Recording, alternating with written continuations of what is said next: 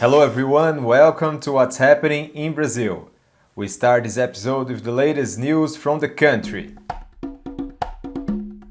The state of Pernambuco has been suffering from heavy rains since May 22nd.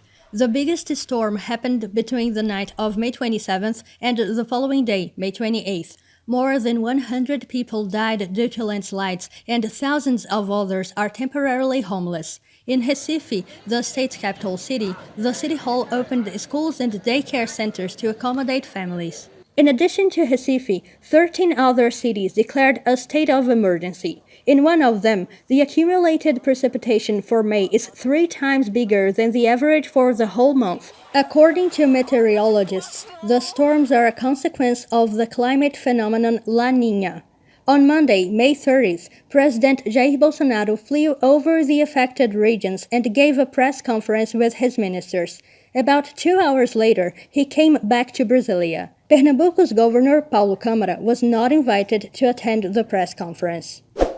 During 3.5 years ahead of the Brazilian government, President Jair Bolsonaro traveled for leisure 15 times during long holidays, self-granted off days, and even on normal working days. The survey was made by the newspaper Folha de São Paulo. During the same period of his first term, former President Lula took days off on 3 occasions, Dilma in 7. Bolsonaro's leisure activities include trips to the Brazilian coast, participation in events with motorcyclists who support his government, and jet ski tours. It was all paid with the taxpayers' money.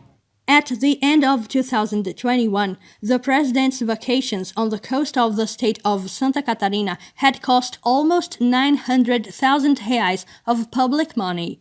At the time, the state of Bahia was suffering from heavy rains, but Bolsonaro did not interrupt his vacation to show solidarity to the victims. At the end of May, the demarcation of the Yanomami land reached 30 years. It's Brazil's largest demarcated indigenous land and is located between the states of Roraima and Amazonas. However, the Yanomami people don't have many reasons to celebrate. Today, they have been facing the same problems as 3 decades ago, the advance of mining activities. It all indicates that the Yanomami people came from Asia by crossing the Bering Strait 15,000 years ago. They have established where it is today the border between Brazil and Venezuela. Their first contact with non-indigenous people happened over 200 years ago, but everything changed quickly after 1940. The missionaries, colonists, diseases, and alcoholic beverages arrived.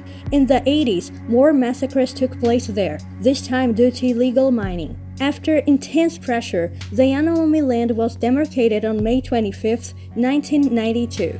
É com orgulho e emoção que anuncio uma decisão histórica: a demarcação das terras habitadas pelos índios Yanomami. Naquele período, nós demarcamos.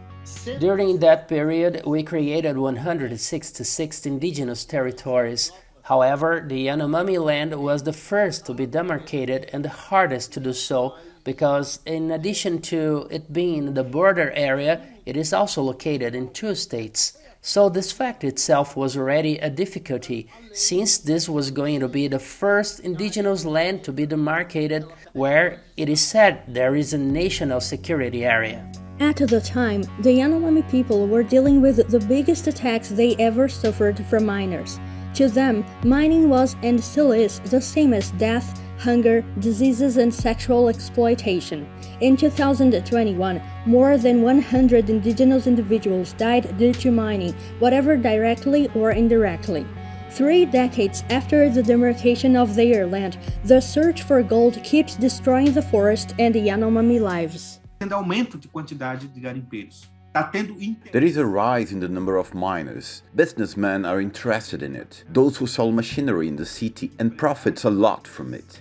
Also, politicians who finance illegal mining. Brazil was the last country of the American continent to abolish slavery in 1888. But the problem has not ended with the signing of the law. Even today, there are workers living under slavery-like conditions. This reality made it to the theaters with the movie Pureza, which came out in Brazil in May.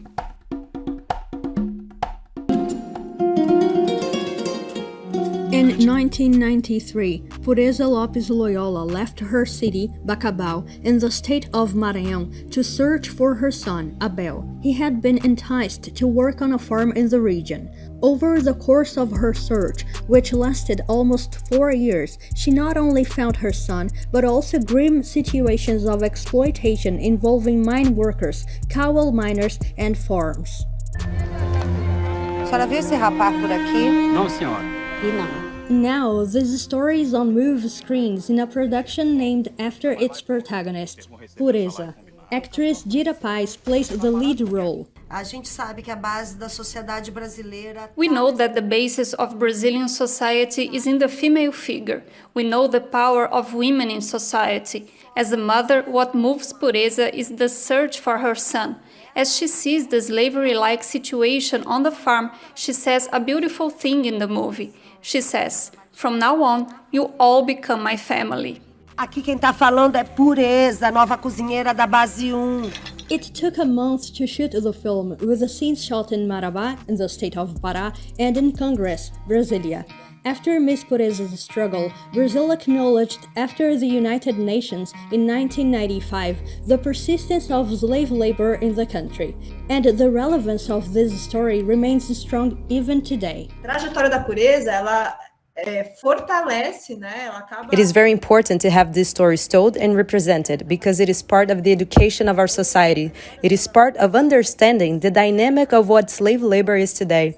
Some people still deny the existence of this issue or minimize the problem, so it's really important that these issues and stories come out to light. From 1995 till the end of 2021, more than 57,000 people were rescued from slavery-like situations in Brazil. According to the Ministry of Labor and Welfare, 1,937 people were rescued last year alone. Cinema tem papel social. Cinema has a social role.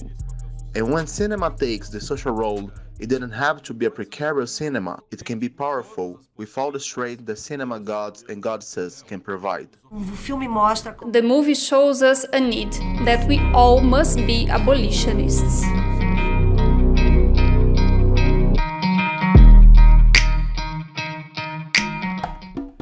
In Brazil, June is a month marked by the festivities in celebration of St. John the Baptist, St. Anthony, and St. Peter. These are celebrations with lots of music, dance, and typical food. We are going to check out a candy recipe that is a must in this period of the year.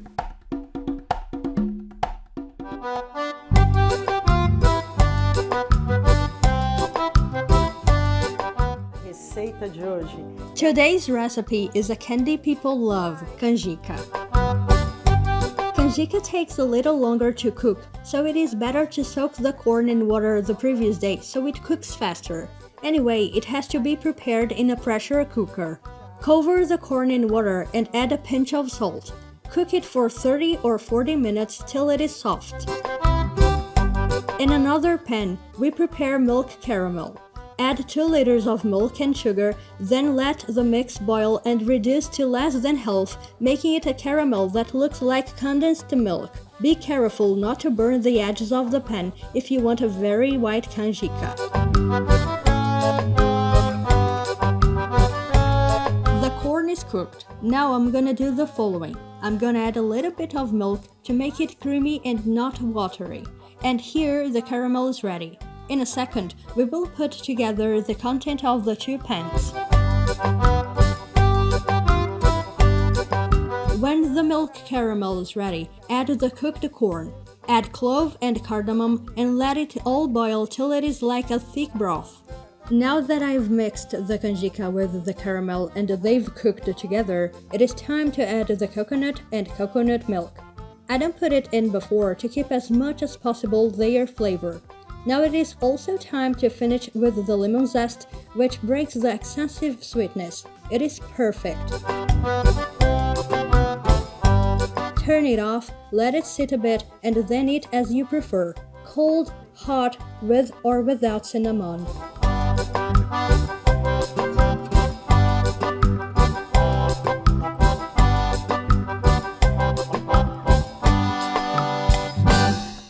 Did you like the show? So hit the like button and share with your friends.